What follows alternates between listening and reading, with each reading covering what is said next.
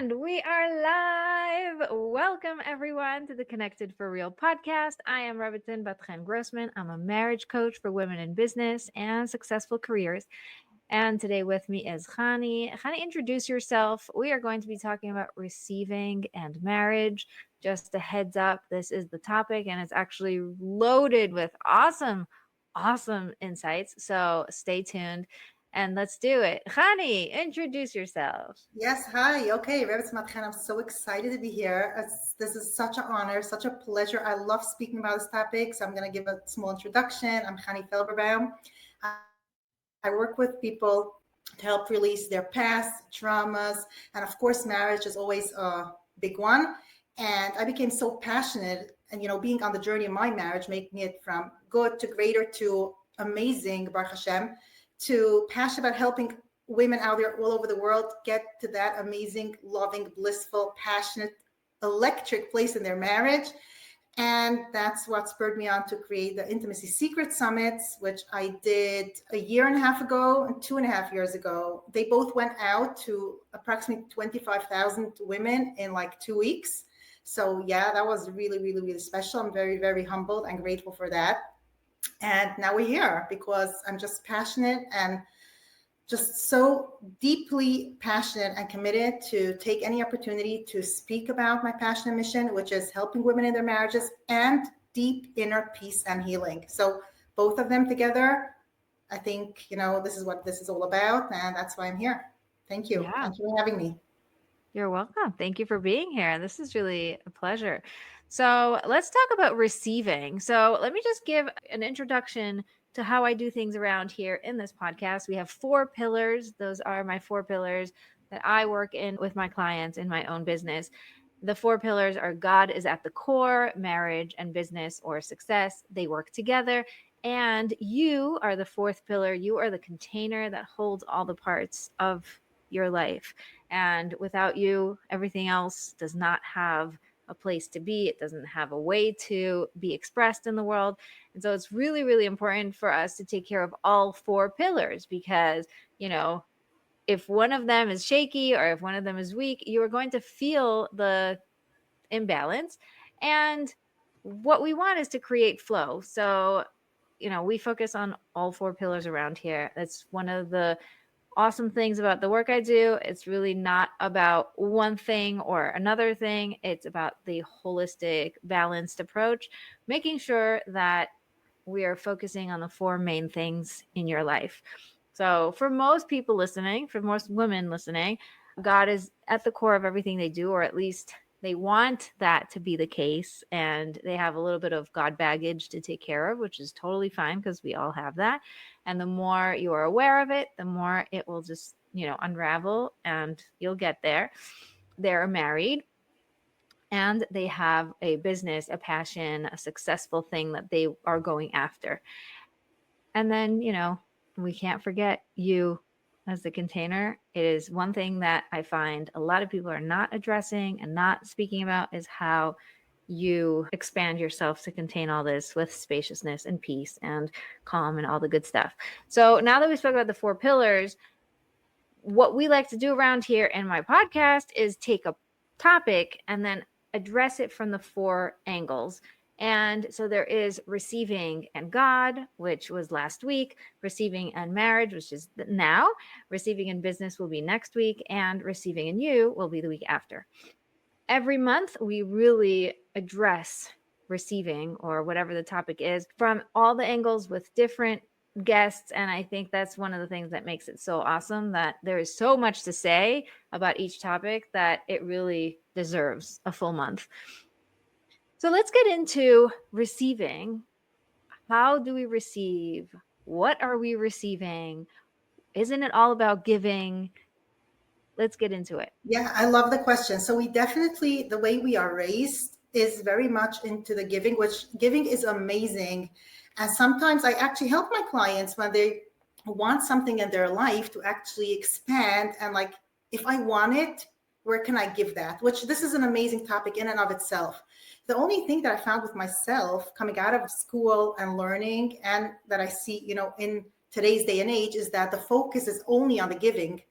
And we want to remember that there's actually an in breath and an out breath. We can't just only be exhaling, because exhaling alone, it's very nice. The trees are going to get a lot of, the whatever they need, but we're not going to be able to stay alive that way. So especially when it comes to marriage, being that receiving is a feminine trait, and I love going into feminine traits. There are many more that I would love to speak about if we have the time. But one of them is receiving. It's our physical nature. We are in our physical makeup. We're the receiving. Kabbalistically, do I need to translate that? In I the guess. deeper Torah, that the feminine is the container, is the vessel for everything. And if we see in the world, right, the moon is the feminine that receives from the sun. The earth is Mother Earth receiving the rain. So in marriage, it's like not only nice, it's actually like one of the foundations, I would say, because the masculine can try to give, and naturally they want to. If we don't see that in our husbands, then that we want to kind of understand how and why that happened. There might be things covering it up, but naturally the masculine is the giver, the bestower, and the feminine is the container and the receiver. So we want to tap back into that, because with our receiving, so much in our marriage could really thrive. And I like to give this little analogy, or little example. So let's say, to help understand how important receiving is in a marriage. So let's say you have a girl, okay, she's 14, she's 15, she's 16, and you're sweeping up the house. Okay, you just had a Shabbos meal or any party, and you're sweeping up, and your teenage daughter comes over and she says, "Ma, I'm going to take over the room. It's fine. I'll do the sweeping." Wow. Beautiful. Who wouldn't want a daughter like that? That is so special, and she just actually did a mitzvah, which is like a good deed of respecting her parents, right? Right. Now, what happens if the same girl is in a school event and they're having a party at school, and a friend is sweeping up the house, and she goes over and she says, "Leah, Sarah, I'll do the sweeping. It's fine. Just give it over." That's beautiful. That's a chesed. That's a good deed. It's not respecting a parent, but it's still a nice deed, right? Now, what happens if she comes home in her own house and her husband takes the broom and her husband starts sweeping the floor, and she goes over and she says, "Don't worry, I'll do it. I'll take care of it." Now, something very, very different just happened over here. And normally, naturally, a girl in today's day and age, if she's not being taught and how to come in receiving in her marriage, will not understand what just happened, because fireworks are not going to go off. But something in her husband's masculine energy just got dimmed. If you imagine like a dimmer switch, he's not gonna go shock. No, I'm gonna do it. He might say that. He might just give it over to you.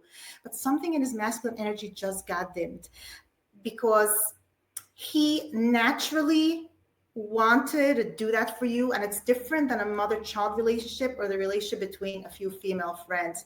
So if a woman would know that, as she sees her husband sweeping the floor, and she goes, "I feel like a queen when you do that for me or for the house," that is like, it's a game changer. It's a real gift. And I'm so passionate about this, because I feel when girls come in and they can understand this early on in their marriage, ask him to catch a buck for you. Ask him to open the pickle jar for you. Let him be your man. Like, all of us were made up masculine and feminine energies. And it's okay. I'm very masculine most of the day. I'm giving classes, I'm doing stuff, very, very masculine. And masculine is amazing. We have both. We want to have both. Men, actually, they have masculine and feminine energy too. If they're learning their feminine energy.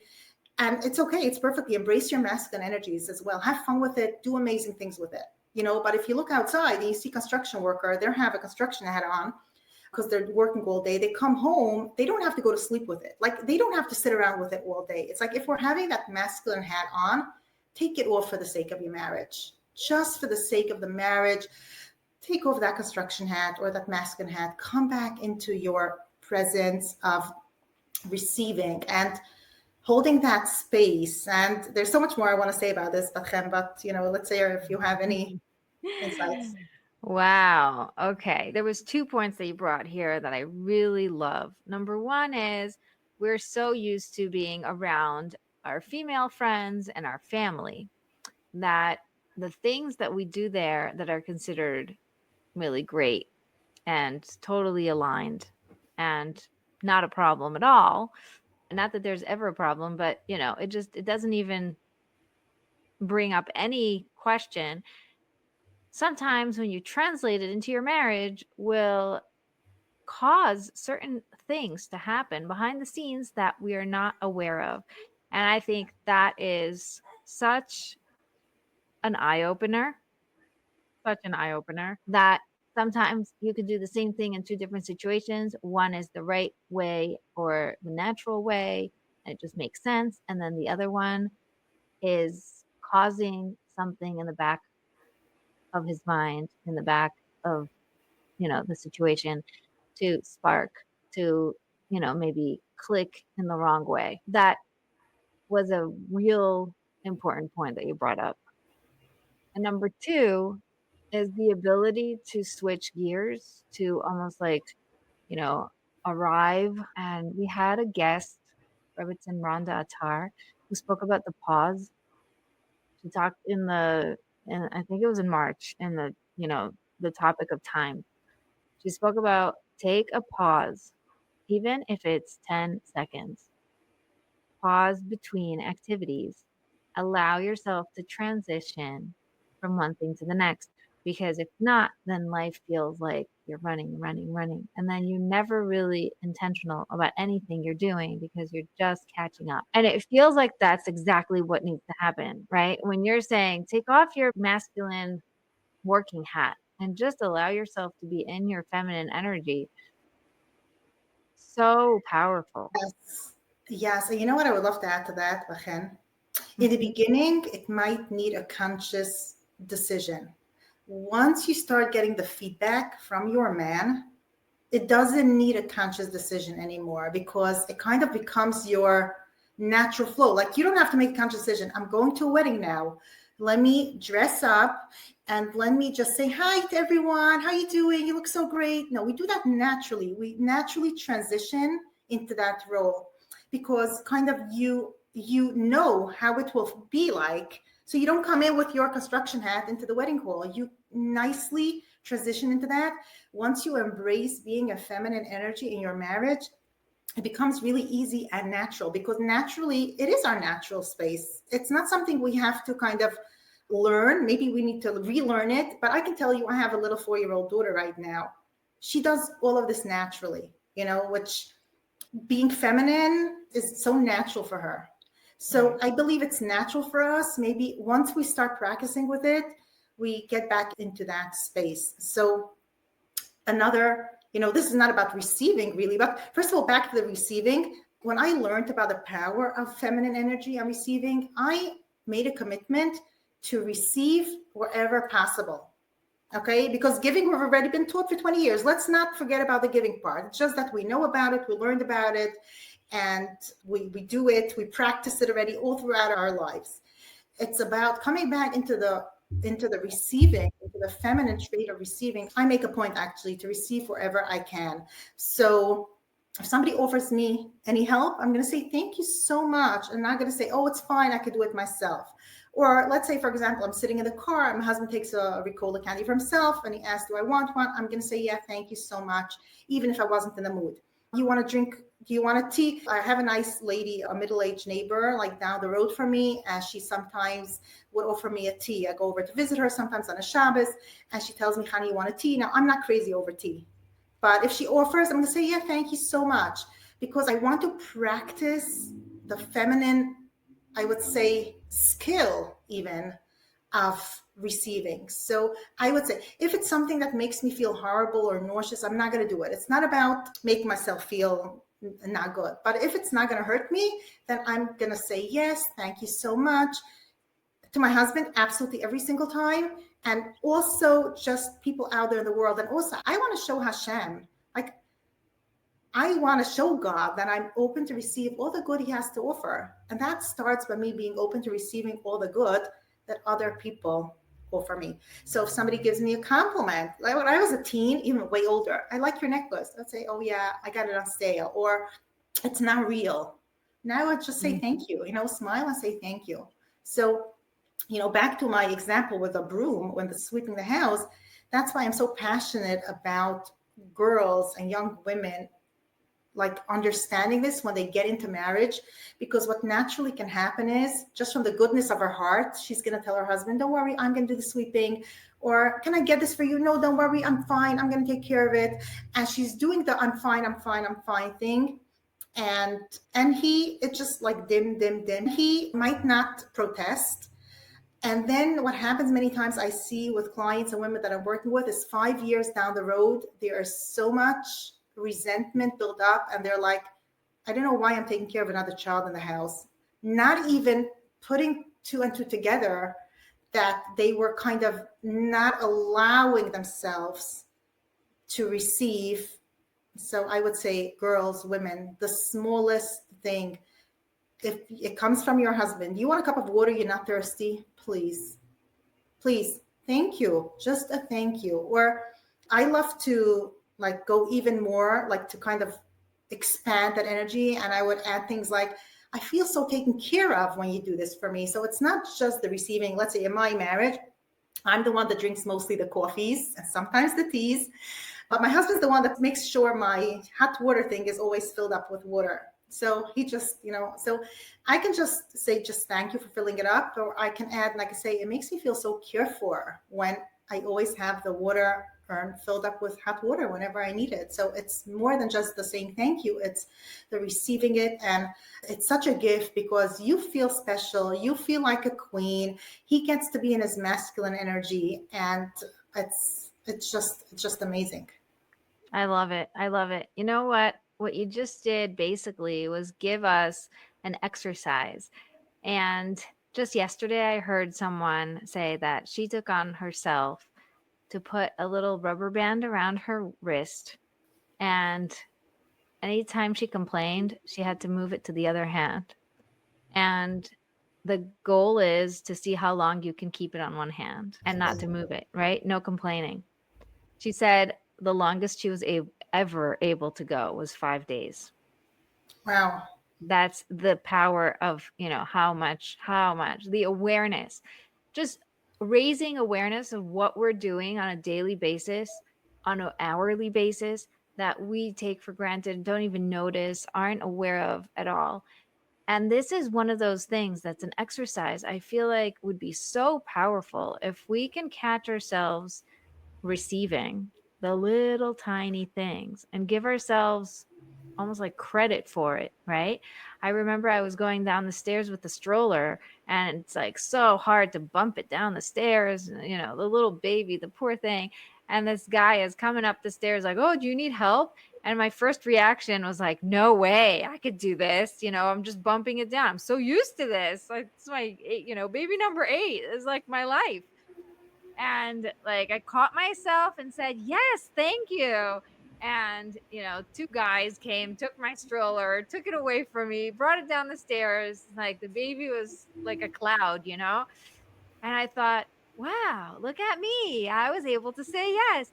It's such a skill. Like you said, it is so hard to do if it's not your first language, right? And the problem is that a lot of us are used to being in those types of relationships where it makes sense to be independent, and a parent child relationship, it makes sense. Your parents want to teach you independence. They want you to, lend a hand. They want you to take over or say no thanks or whatever. But when are we around, a married relationship other than our marriage? We're not. So this is really a new place where you get to practice new things that you've never done before, which means that you have an opportunity to learn new skills and sharpen up some of the things that can really make a difference. Wow. Yeah. I love that story that you said with the stroller. Yeah, totally. I was in the airport once, and there was a woman there with her suitcase, 2 suitcases. She was trying to get them on the escalators, and a guy walked past and says, "Ma'am, can I help you?" And she's like, "No, I've got this." And now, honestly, maybe we don't know. Is it gonna be like she's alone here? She's a woman alone. Maybe it's not the time and place to accept another man's. I don't know. I'm not here to say because for safety reasons or whatever. She might be traveling alone, and that's not the right time and place. But I just saw his like face falling, We don't realize sometimes, because sometimes it's like so little at a time what happens. So sometimes, Bat-Chen, women find themselves years later in their marriage and they tell me, fine, so, but my husband doesn't give anything. How do I receive? Yeah. Yeah. So And that's a buildup. And what you yeah, were just saying, that's a buildup. One of the biggest problems is that you see couples 20 years later, suddenly everything is, down the drain. What happened? It's resentment. It's the resentment that builds up. It's the yeah. little no's along the way. I suggest two ideas, like Yeah, for go ahead. women. So if Yeah. that happens, if you find yourself in a place where, it is 20 years down the road and you kind of feel like, how can I receive? He's not giving anything. So I want to say two things. First of all, is to try to come in and start receiving the things that he's already doing, not especially to you. Okay. Right. So let's say for me, I have Baruch Hashem, a bunch of boys, and my husband takes them to shul, to synagogue on Shabbos. So let's say if that's your example or something similar, you might say, I really appreciate, thank you so much for taking the boys on Shabbos with you to shul, because it makes my afternoon so much easier. So he's doing it anyways. He's not doing it because of you. He's doing it because everyone else is doing it. Okay. And let's just say he is doing it for you, for the family, like making money. Like, I really appreciate how hard you work to support our family, to come in and to kind of receive, which you can call it appreciate, but we want to focus on the receiving aspect of it, something that he's already doing. So look around. What is he already doing? Can I give you an example of this?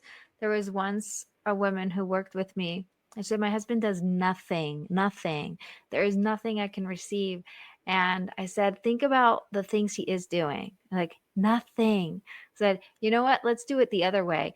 What would happen if he wasn't around? Like, let's get rid of him for a moment. He's not home for a whole week. What happens now? Like, what is lacking? What's missing?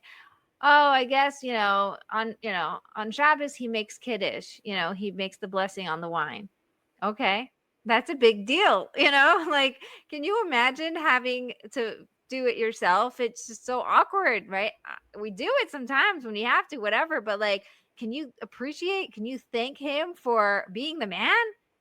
That's the man's job, and he's doing the man's job. He's really there for you. Like, he's showing up. He could not, but he is.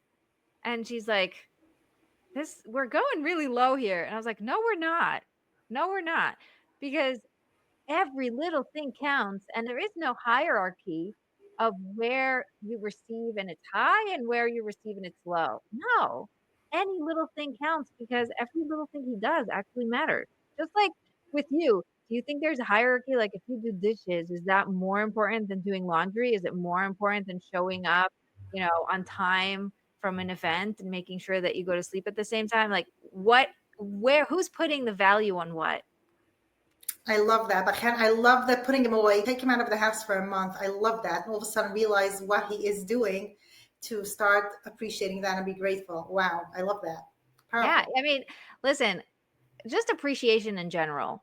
I heard, what's her name? Jasmine Star. Jasmine Star had a really great episode a long, long time ago when I was still listening to her, because now I'm so busy, I don't listen so much.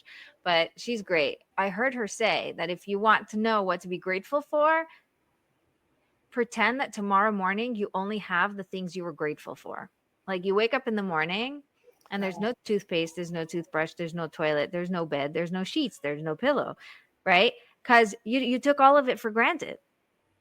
Wow. Wow. And that day I'm sitting there going, okay, did I have everything? Did I say everything? I started thinking of the littlest things, because it would matter so much if there was no toilet, right? It would matter so much if there's no, like, towel, like all these little things, running water. Like, it just starts dropping all these little ideas in your mind. Like, wow. Hello, baby. Say hello to everyone. We really have the same ages and stages. That's so cute.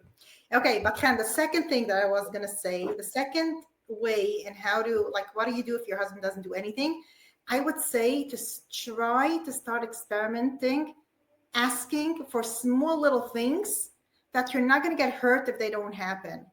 So can you, like you're trying to open the pickle jar or the apple juice bottle or whatever, and you're like, can you help me with opening the pickle jar? You're trying to fold the tablecloth on the table. It's just so much easier with two hands. So you're like, can I ask you if you want to take the other end and help me with it? So you're not going to be like, to come in before knowing, either way, I'll be okay. So I'm okay, but still to try to find small little opportunities to ask help from your man, to just come in vulnerable. I know I can do it myself, and I can, and doing yourself is amazing. We need to be able to have the strength to do it ourselves. Sometimes women are in a situation, which we know very well, this past year, where their man is not around. Okay. So we need all of those skills, and we're grateful for it. But if we're focusing on upping our connection, then we want to embrace this feminine trait of receiving, letting our man be our man. That is so, so, so huge. And there was one thing, Bat-Chen, you mentioned about the complaining. I would love to say something about that. Can I? Yeah, Okay. sure. Okay. So the complaining thing.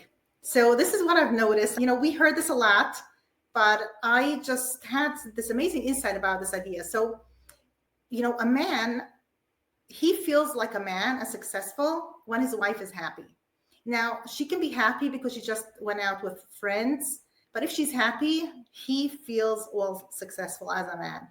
It has zero to do with him. He's not the one that did anything to make her happy. She's happy, he's successful. Now, this goes both ways around. When she complains, she can be complaining about the weather. But if she complains, she's unhappy, he gets like a shock to his system. My wife is unhappy. I'm just not successful as a man. Now, when we complain about the weather to our friends, our female friends, or we complain about our mother-in-law, we complain about anyone, anything, they're like, wow, I hear, so hard for you. Wow. Now, a man, alarm bells goes off in his head when we complain because my wife's not happy. So what am I doing wrong?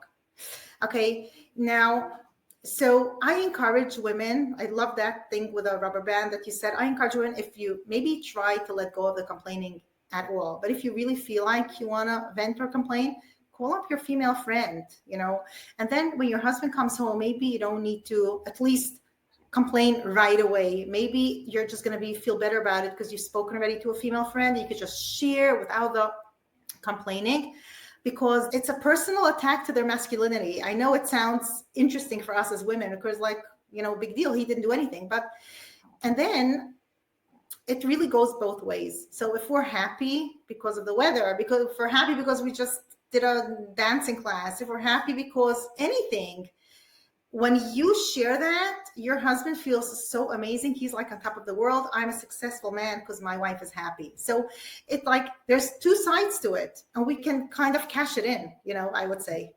Yeah. Yeah.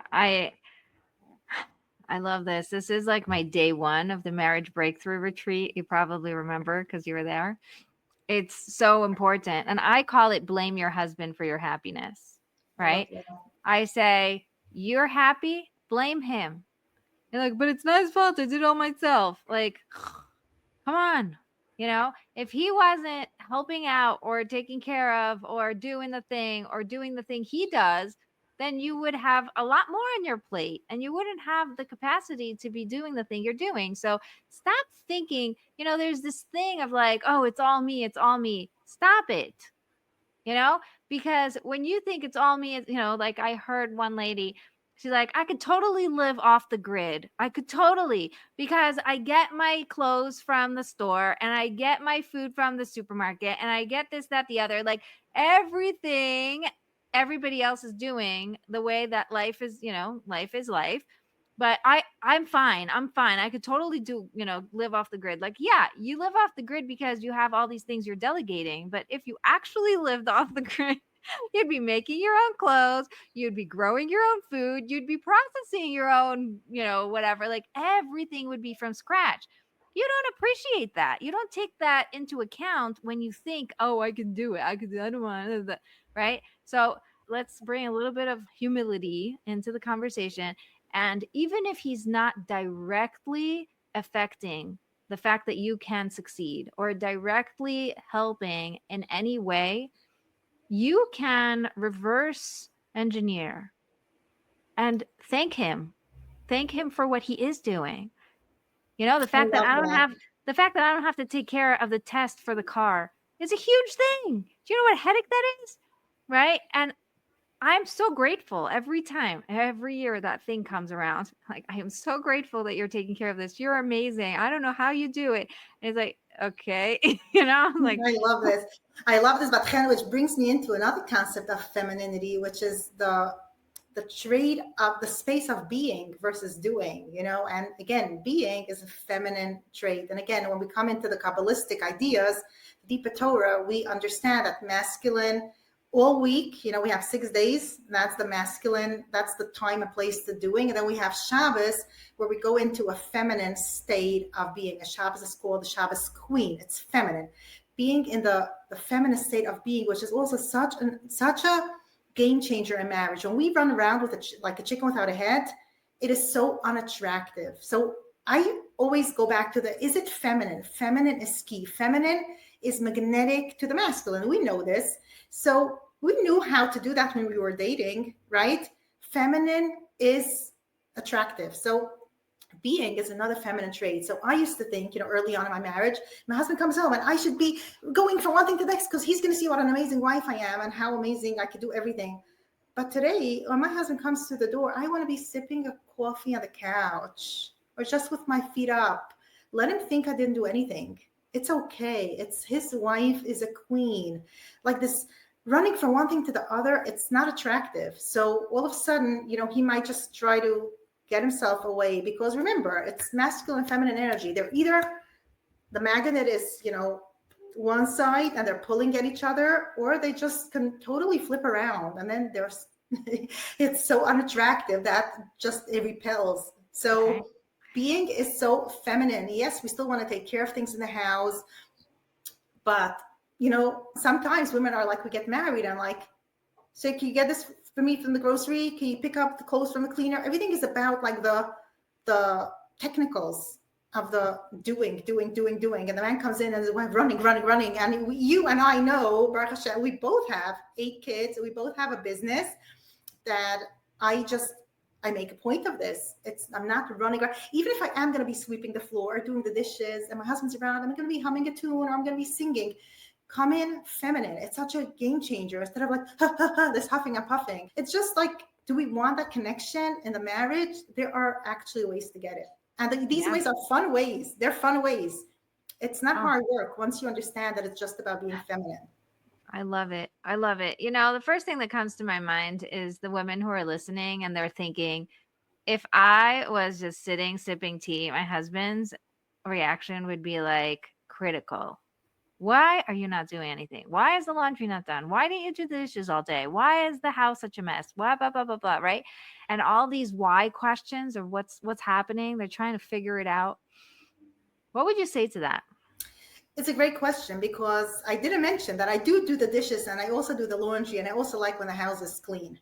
So I do those things. So maybe good time management skills are helpful, and I'm very grateful to be blessed with them. So, and Bat-Chen is all about balance. So we do need to balance everything. And I do like a nice clean house. And I do love when there's warm food cooking for the family.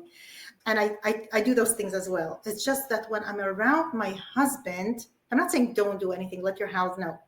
When you're around your husband, when it's about you and him in the same space, try to not be in the manager running around like a chicken without a head mode, because it really is repelling for a man. That's not what he finds attractive about a woman. So it's, if we make a conscious decision of like, I'm going to take care, I'm going to do, I want the house nice and clean and everything, but still, when my husband comes home, that's when I'm going to go, I'm going to take off my construction hat and I'm going to be in the being mode. I'm going to sit down with him for supper, dinner, a few minutes, or just on the couch next to him, just sitting with the kids. It's in a space of femininity, of being. And I think it's so powerful. It's a great point that you brought up, because actually my husband and me, we both spend the entire day at home together. We both work from home.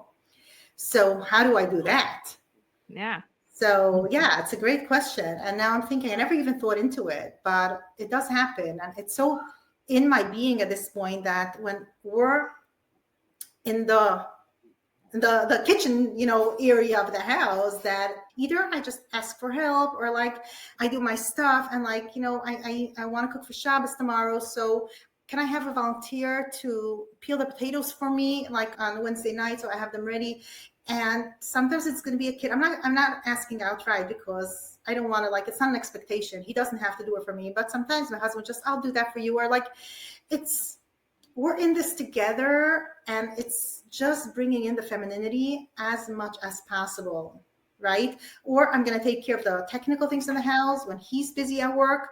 But running around like this masculine madman, or madwoman, I'm going to try to really not do that. Really, it's not attractive. So what's coming up for me? What's coming up for me is that we have to remember, I love the advice, and I think it's really important to be aware of the being and the receiving and how important it is.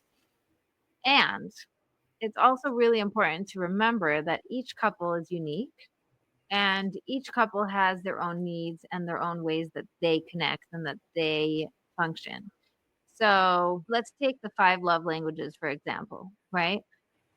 One couple could have the guy being very, acts of service. Just, I need to be in acting mode. I need to do for you. I need to make sure that, I help out as much as possible, because that is the way I speak love. So, my husband is one of those people. Acts of service is his thing. He will do the dishes. He will do the laundry. He will sweep. He will help, but he'll have a very hard time saying the words "I love you," because words are not his, main love language. For me, it's the opposite. I'm words, I'm quality time. I could spend all day just like, being in like La La Land, just spending time together and talking about how much I love you.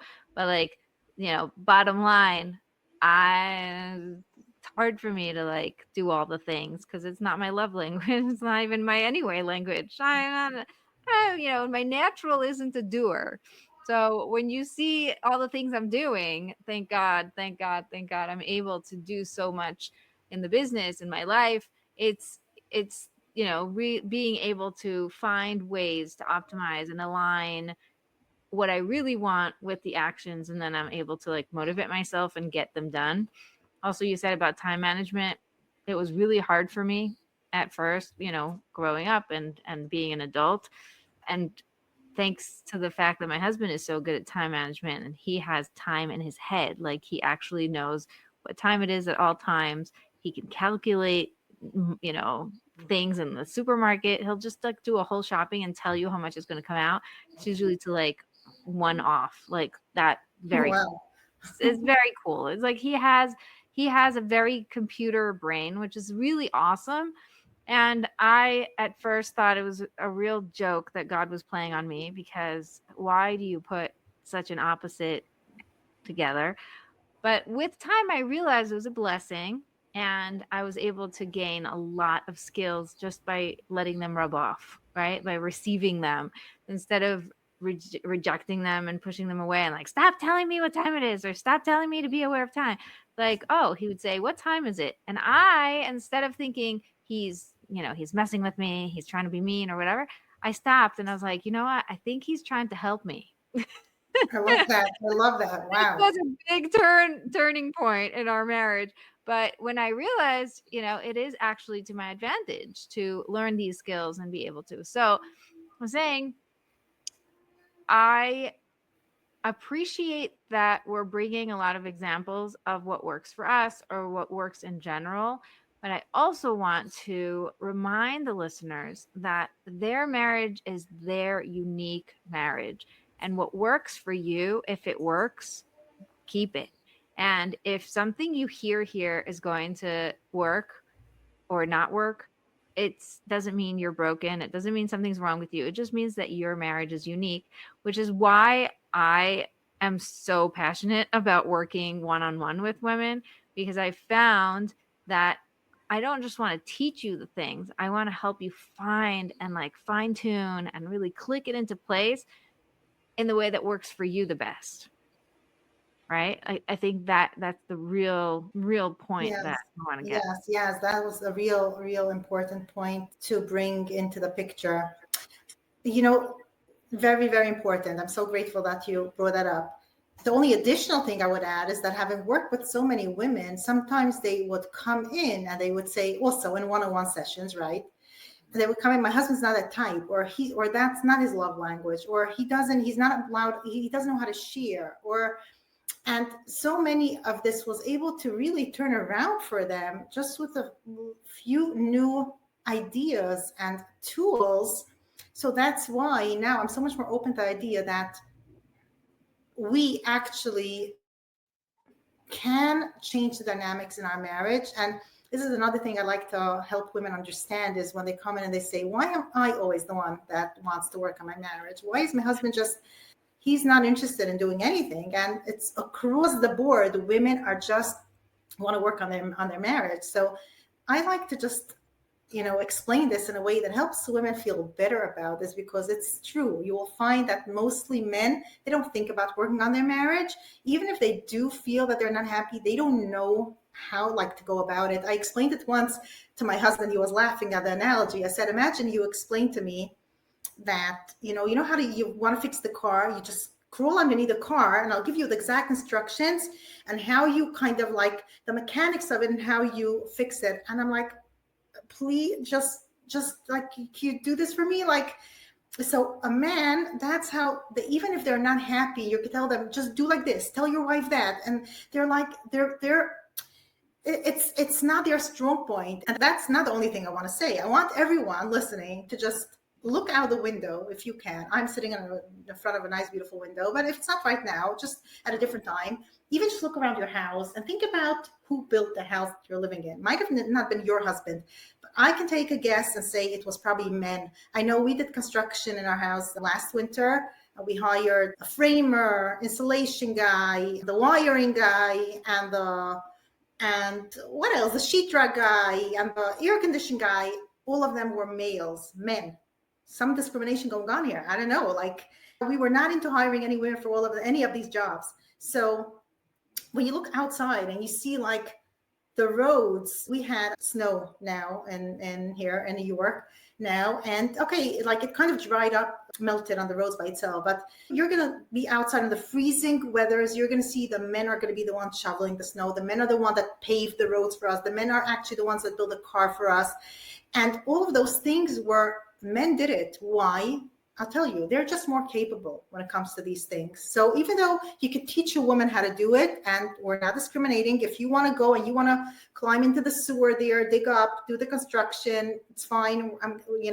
Hopefully someone's going to hire you. We're not discriminating. It's a free country, but most of it, men are more capable. So we women for generations are happy to live in houses that men built for us. We're happy to drive on roads that men paved for us. We're happy to use toilets that men did the sewer systems for us. And we're happy, all of that, because men are more capable. So I tell women, women are more capable when it comes to relationships. It's just how it is. We are more capable when it comes to relationships. So yes, it is true that we will find that men kind of, either they don't care about working on their relationship, or even if they know that it's not working, they don't know the first thing how to start doing it, like teaching me how to crawl under the car and starting to fix the mechanics of it. So we women are more powerful when it comes to relationships, and it's an empowerment. It's not he doesn't care about the marriage.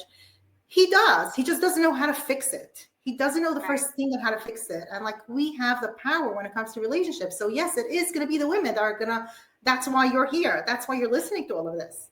You know what's interesting? I love that you said this. And that's why this leads me to think, and that's why I only work with the wife.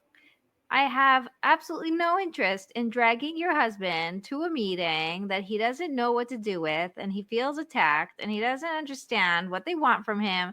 And do I really have to be there? And it feels like he's being taken to the principal's office. He doesn't know what to expect. He doesn't know what you want from him. And you end up being resentful for the fact that he's not taking it seriously or doing the thing right. He doesn't know how to do the thing right. This is not his thing. When you can take responsibility for your part, you are doing it for both of you. And when I asked my own coach, mentor at the time, I was part of a marriage class, and I said, it's just not fair that I'm always the one going to the classes. I'm the one who cares. I felt that way very much. And she said, okay, you don't have to. I'm like, yeah, but like I'm waiting for the shoe to drop. Like, you don't have to. If you want it, then you come. And if you don't, then you don't. Like, of course I want my marriage. Okay, so here you are, right? Because it matters to you, then you're going to come and do it. It matters to them, but they don't know the first thing about it. If you do it, they will come along. They will definitely dance the dance, right? And I've seen it so many times with parenting classes that I've taken, with marriage classes, with any new skill, anything I'm doing. I bring it at first. He ridicules it. He laughs about it. He says it's totally not going to work. There's no way, blah, blah, blah, blah, blah, right? Like the first thing I remember when we were newly married was the how to talk to kids so they listen and listen so they speak. It was, a parenting class I went to. I had to get the book. I had to do the workbook. I had to do the whole thing. And he was just sitting on the side laughing the whole time. It's not going to work. It's not going to work. It's not going to work. It's not going to work until it worked. And then he turned around and said, okay, what do I need to do now? you know? And I he love caught that. on. He caught on because he needed the proof. He needed to really, Yes. and that's okay. I didn't give up because it mattered to me. And that's the point is you will continue going because you care, because Yes. you want to be happy, because you want this to work, right? Yes. And another thing, but if you do find that man that goes and he wants to do some, marriage classes and how to change his marriage, it is so much harder when he puts in the effort to turn around the dynamics. But when the wife is the one to take the steps, the dynamics can turn around so much faster and easier. It's brought down in our sources. I don't know exactly the source, but we women have more power when it comes to relationship. If the man is the head, we are the neck. We can turn it any way we want. And I've seen it so many times. I would not be saying it with such everyone's situation is unique. If you are in a very, not safe situation, please go and get help. But for the most part, we women, we do have the power. I've seen it time and time again. And I think sometimes, yes, so many times it's just about learning a little new idea, a new way. For me, I always come back to is it feminine? Just ask yourself that question. I find time and time again, feminine is so attractive. Even just looking around the house, and I learned how to do this with my kids also. But let's say I'm looking around the house and I don't know, I have Shabbos cooking to do. There's so much going on. It's the kids, the house is a mess. And I used to, still sometimes happens, I would complain, this house is a mess, or what's going on here? And now I just ask myself, honey, what do you really want? And that is, I just want some help. So I would say I could really use some help around the house. And with kids, it's amazing. Can I have a volunteer to do something is a sentence that I'd like to use often. And when it comes in a marriage, also, we find ourselves complaining. And every time when we complain, we can just ask, what do I really want? I would just love to get some help. And then we ask it. It's such a game changer. I love it. I love it. This is so great. This is such a good conversation. I want to hear from you guys in the comments, in the feedback. Send us emails. This is so helpful. Just me listening to this, such a good reminder. Receiving is the woman's superpower. Use it, lean into it, allow it into your life. Sometimes I think that I'll tell you a story to really explain it, illustrate it. When I was in high school, I had to pass the regents of, I don't remember what, maybe it was English or history, something that I needed help with. And because English wasn't my first language, one of the girls volunteered to tutor me. And she would stay after school every single day for months to help me pass that test. And I got like an 89. I was so happy. Like, really, for a girl who did not grow up in the country and didn't know the language enough to succeed, I was so proud of myself. And she was very happy too. She was really proud of the work that she'd put in. And I felt so much gratitude towards her that I wanted to buy her a gift. I wanted to thank her. I wanted to do something for her. And she kept rejecting it, saying, no, no, this is my, this is my good deed. This is what I did. I did it for you. I did it for God's sake. It's fine. Don't worry about it. And as much as she's right, she wanted only to do it for God's sake. And, she believes that if she receives a payment for it now, then maybe she'll lose out in the next world. I don't know. She has her calculations. But for the person wanting to reciprocate, it was the most painful rejection. Yes. It was the most painful rejection. I saw you saying, ouch. It is exactly that. It is crazy to think that, and I see this as God baggage too, because if you're sitting there calculating, if I receive now, then I'll give up something in the next world. Yeah. So wrong. It is so wrong. We're not, it's not that type of, that's Yes. not how it works. And the lack of awareness of what that creates in a relationship is so painful that years later, listen, we're already like past our 28 years since high Mhm. school. And this was not 12th grade, it was probably 10th grade. Like, how many years am I still thinking about that feeling Yes. of rejection? Right. And so, Wow. like, when a husband says, here something, or even a nice word, or wants to help, or wants to do, or if it does and is not appreciated or not seen, it is so painful. Yeah, I would love to add something to that, Bachan. I think the story is so powerful. And that was between two females. Now, up that, when it comes to masculine and feminine energy, which is a whole different dynamic, I would explain it even to you have a nursing baby. I do as well. Imagine the baby not wanting to nurse. That's how I would explain it. It's like mommy is engorged and she wants to give, and the baby just doesn't want to take. That I think that more even explains the painful feeling. And again, we don't see like the eyes like just dim over a little. Like for a masculine, it's really, really painful. And that story I think was very, very wow. And then I want to add another layer to that. I want to say that, in the song, there's a song, it's a verse. והריקותי לכם ברכה עד בלי די. והריקותי לכם ברכה עד בלי די. I will pour over you like buckets. I will empty onto you blessings to no end. Just keep pouring and pouring and pouring. And God says this to the Jews. I love that song. It makes me happy every time because just the visuals of the song, like watching a bucket being poured onto you with all the good you want, every piece of blessing you want, like money and happiness and love and peace and calm, and just bring it on, right? And it's just like coming, coming, coming. And I'm thinking, so what's the problem? Why are we not feeling it? Right? I love how you're just like opening up and letting it in. It's us. We're the ones rejecting it. We're the ones unable to receive it. What is wrong with us? Right? And when we reject the blessing, we reject God. Just like when we reject the compliment, we reject our husbands. It is so painful for God to want to give you and for you to get in the way and say, no, it's impossible. No, I can't. No, it's too much for you. No, I know this is, too much of a bother.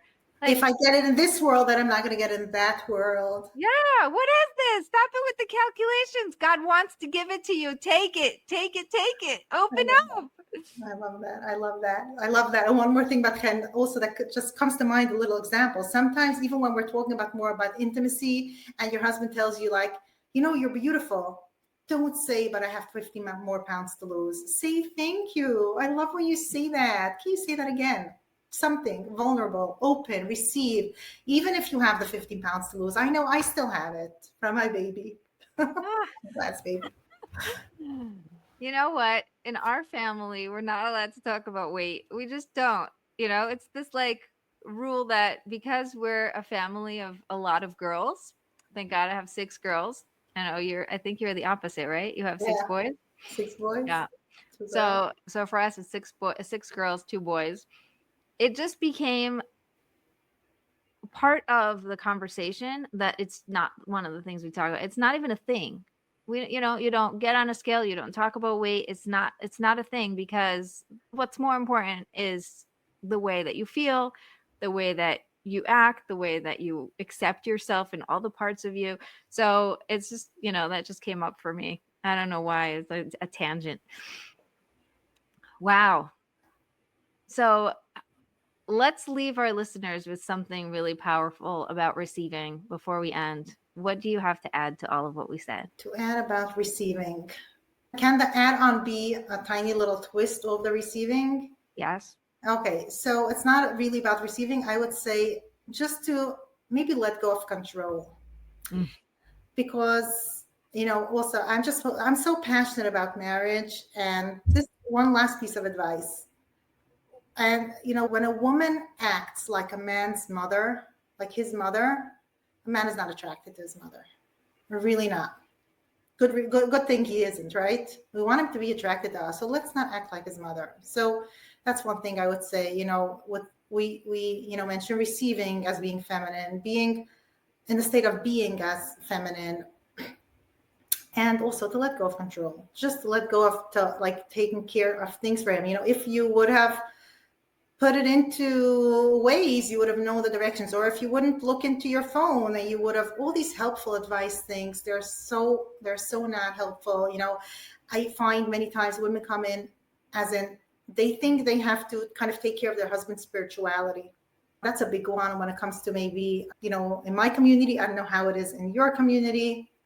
I've been taught so much about the amazing things of learning, all these other things, and we're into taking care of his spirituality. And I could tell you, I would not appreciate if my husband would say, Chany, maybe you would say the whole entire Tehillim every single day. I know it's a real amazing thing. I'll even make you a siyum once you're done. When you finish it, we'll make something big. I want I'll take care of my side and let him just take care of his own. Listen, I think this is universal. Can you imagine? I know that even women who aren't Jewish or, religious in any way, you worry, you think about it. You're like, how is it that I'm so into journaling, into meditation, into whatever, and he's so not, right? It's like, it definitely is something that I can relate to that because I started an inner journey of I would say healing and growth was close to 12 years ago. And my husband was totally not interested in what I was learning or listening to at the time. When he started getting interested, when he started noticing I'm different.